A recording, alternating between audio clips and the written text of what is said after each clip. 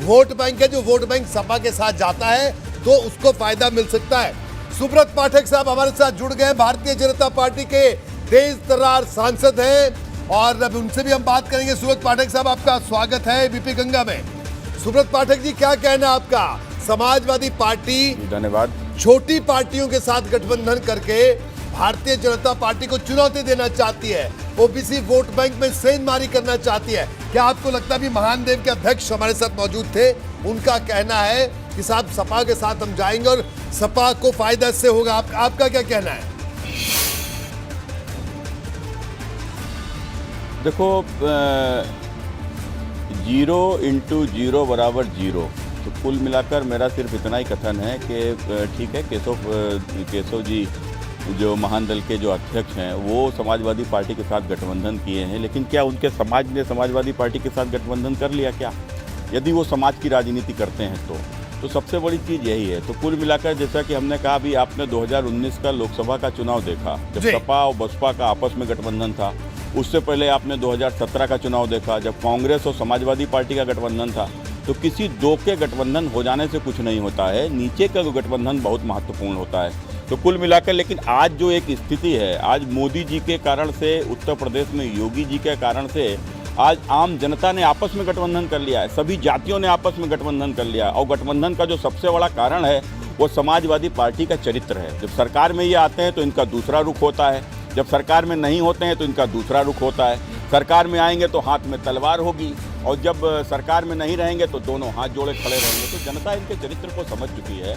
तो कुल मिलाकर कि इनको अगर सरकार में आएंगे तो एक ही अपने ही खास लोगों के लिए लाभ होगा। तो ठेकेदारी भी उनको मिलेगी, नौकरी भी उनको मिलेगी और हर सारी चीज़ें जो है हर उनके हिसाब से चलेंगी। खनन भी वही कराएंगे और वही हर प्रकार की लूट भी वो करेंगे, थाने में भी वही जाएंगे।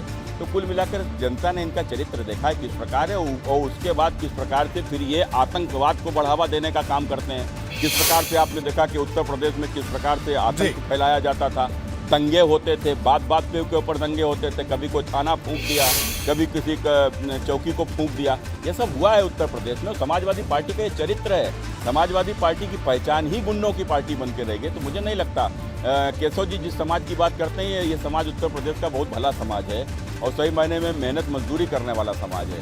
तो कुल मिलाकर ये समाज जो है आज भारतीय जनता पार्टी के साथ पूरी तरीके से जुड़ा हुआ है और आज ईमानदारी से भारतीय जनता पार्टी के साथ खड़ा हुआ है। जी, तो बिल्कुल ये आपका कहना है। और इसके अलावा जो अलग अलग यात्राएं और भी निकल रही हैं, आप यूपी में अगर बात करें, जैसे अपना दल के साथ भी इन्होंने यात्रा शुरू की, इसके अलावा जनवादी पार्टी के साथ यात्रा शुरू की और जो सपा के प्रदेश अध्यक्ष हैं वो भी एक यात्रा निकाल रहे हैं पटेलों के लिए खास तौर पर।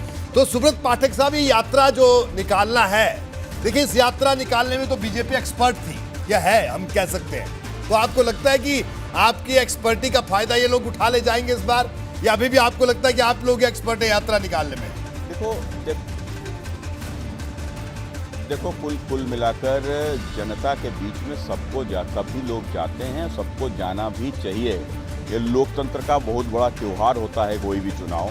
तो कुल मिलाकर अब ये लोग लोकतंत्र के नाते किसी ना किसी राजनीतिक दल में हैं। तो अब वो राजनीतिक दल, अब उसको ये तो नहीं कहा जा सकता ना कि तुम चुनाव में आओ नहीं। तो अब चुनाव में आएंगे, सभी लोग अपने प्रयास करेंगे, लेकिन उनका प्रयास किस कारण से है, उनका प्रयास किसके लिए है? क्या प्रदेश के विकास के लिए है, देश के विकास के लिए उनकी राजनीति है, स्वयं के विकास के लिए राजनीति है?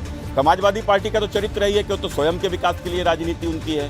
भाई आज जिस प्रकार से समाजवादी पार्टी का जो चरित्र हमने लोगों ने देखा था 5 साल में, तो कुछ कहना चाहिए कि उन लोगों ने सिर्फ अपने स्वार्थ के लिए राजनीति की है। उन्होंने कभी समाजवाद को बदल के परिभाषा क्या कर दी? समाजवाद पहले सिमटा परिवारवाद में और परिवारवाद पहले जातिवाद में, फिर जाति के बाद सिमटा वो समाजवाद में और समाजवाद के बाद भी सिमट गया केवल वंशवाद में। माने बाप के बाद बेटा ही आएगा। चाचा भी बेचारे यदि जरा आए तो अपने चाचा को दूध में पड़ी मक्खी की तरीके से निकाल कर बाहर फेंक दिया। तो कुल मिलाकर ये समाजवाद क्या है? समाजवाद वंशवाद में ही रह गया है कि मुलायम सिंह जी के बाद अखिलेश जी के बाद उनका बेटा ही आना है, बीच में कोई संभव ही नहीं है। बिल्कुल। सुब्रत जी, हमारे साथ प्रदीप सिंह जी भी हैं, उनसे भी हम जवाब लेंगे, लेकिन मुझे एक बीच में सब जाएंगे जी, मुझे लेकिन यहाँ पर एक छोटे से ब्रेक के लिए रुकना होगा। आपका बहुत बहुत शुक्रिया। एक ब्रेक के लिए रुकेंगे, ब्रेक के बाद जल्द हाजिर होंगे और आगे आपको दिखाएंगे समाजवादी पार्टी के जनवादी दांव की इनसाइड स्टोरी। हमारे साथ जुड़ेंगे जनवादी पार्टी सोशलिस्ट पार्टी के अध्यक्ष डॉक्टर संजय